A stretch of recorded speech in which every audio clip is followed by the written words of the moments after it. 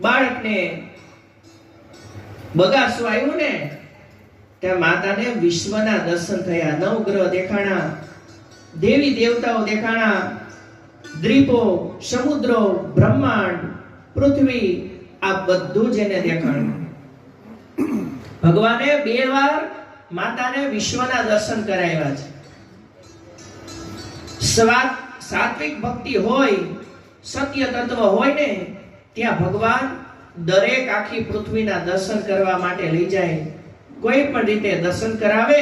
આ માં યશોદાને વિશ્વના દર્શન કરાવ્યા છે પહેલી વાર.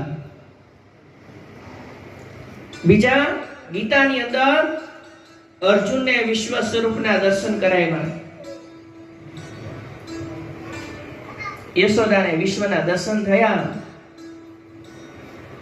યશોદા વિચાર કરે આ શું સત્ય છે?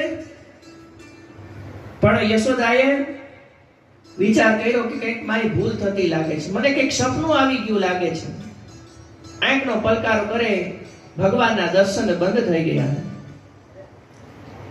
સમય આવ્યો નામકરણ સંસ્કારનો 12મો દિવસ. નામકરણ કરવું હોય ને તો એમ કહેવાય કે 12મા દિવસે નામકરણ સંસ્કાર. પહેલો સંસ્કાર આવે જાત કર્મ સંસ્કાર. સામાન્ય રીતે આપણે એવું કહીએ, મધ ચટાડીએ, મધની અંદર જીભ ઉપર આપણે લખી ઓમ શ્રી, અથવા તો આપણે કહીએ કે ગરથુથી પીવડાવી.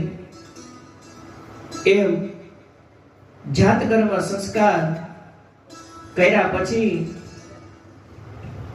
ષષ્ઠી પૂજન અને પછી આવે નામકરણ સંસ્કાર. નામકરણ સંસ્કારની અંદર બધી વિધિ વિધાન છે.